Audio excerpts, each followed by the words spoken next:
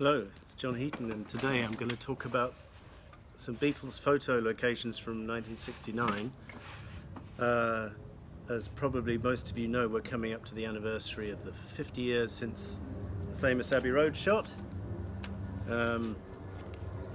which is here, 8th of August, Friday morning, 11:30 in the morning, outside the EMI recording studio. So there's some very good outtakes on that session.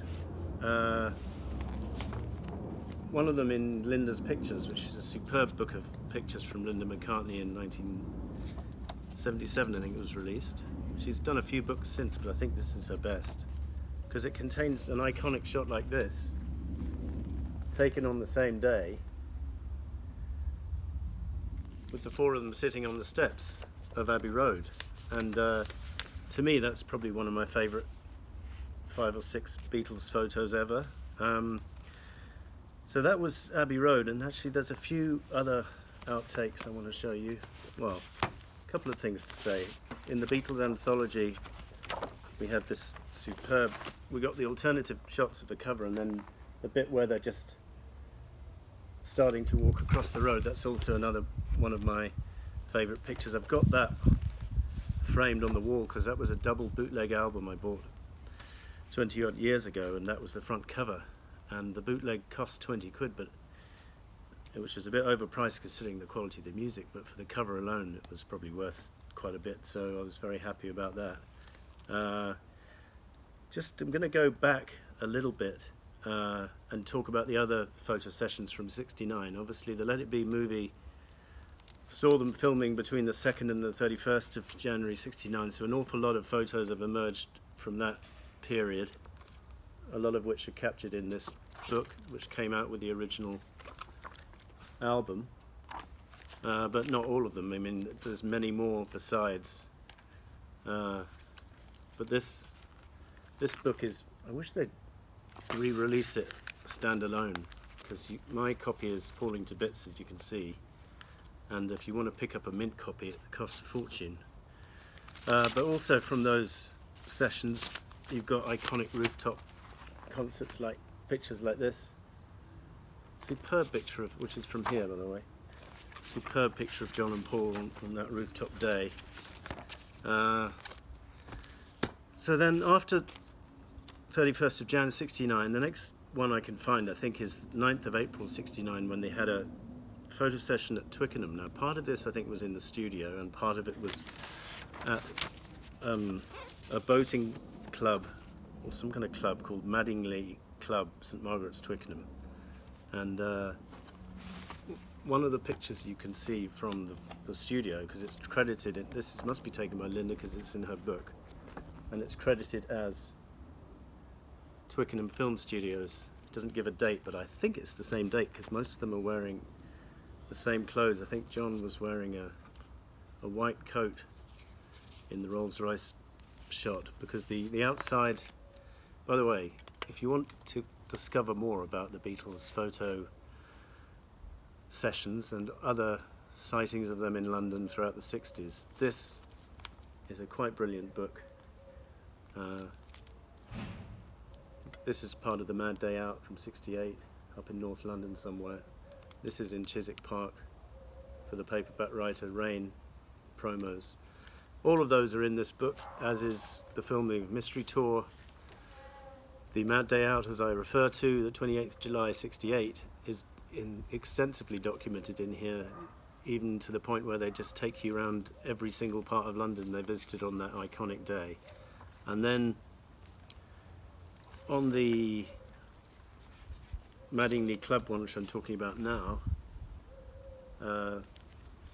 it's very interesting because they've got the original Rolls-Royce shot. It's a bit small there, you can see it, and then a picture of them in the boat, and they're looking pretty happy considering they just finished the Let It Be sessions, which were by all accounts less than ecstatic. The next photo session I can find is them trying to recreate the Get Back sleeve. Now there's 2 versions of this. I think they had a first attempt. I said earlier that I thought Linda took this first attempt, but I think I've read that it was Angus McBean in both cases. So I think he went there and there was something wrong with one of the stairwells and he couldn't recreate exactly the exact same position as the Please Please Me cover, so they got EMI to take away the offending whatever it was and came back on the 13th of May. I do know the date for that, which is my 5th birthday, by the way, and took this iconic shot which goes so well with this, as we know. It's perfect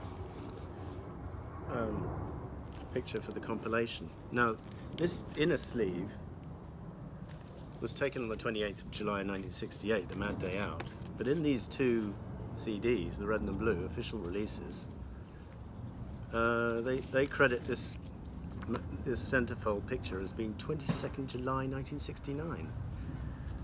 It's a staggering mistake, really, when you consider this as an official release. Anyway, then this brings me to, obviously, then we had the Abbey Road thing. That was the next, chronologically speaking. And then we've got the final Beatles photo session 2 weeks after the Abbey Road cover shoot at John's house in Twickenham, Ascot.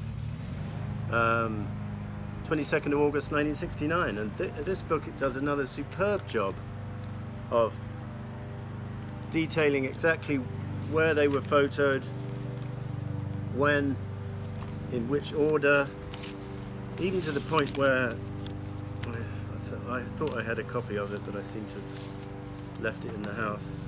I can even tell when the last Beatles photo was taken. It's the one of them on the balcony with Paul and Ringo on the top and John and George on the bottom.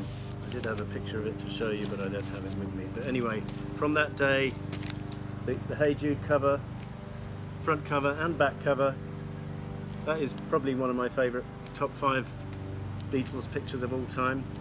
And I was going to say, and I will say now, oh, this is the last Beatles photo, yeah, I think. Correct me if I'm wrong, if anyone knows better, but I think this was the last one, or one of the last ones, because the last ones were on the balcony, and you can see this is the balcony here.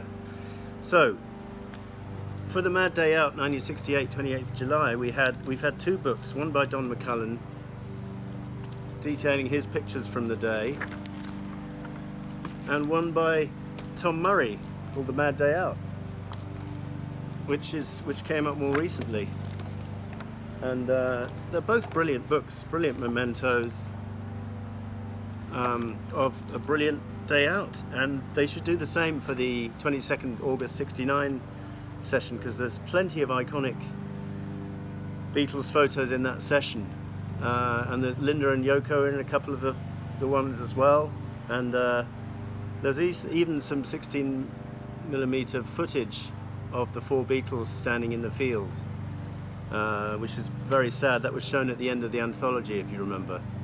So, that was a little bit about the Beatles photo sessions in '69. Actually, considering they were in the throes of splitting up, quite a lot of material, really, to not only video footage from Let It Be, but some great photo locations and photo shoots. So I think some of their best photo shoots were in '68, '69, because they went to a lot of trouble to go to interesting locations. So that was that. Thank you for watching. I'll see you next time.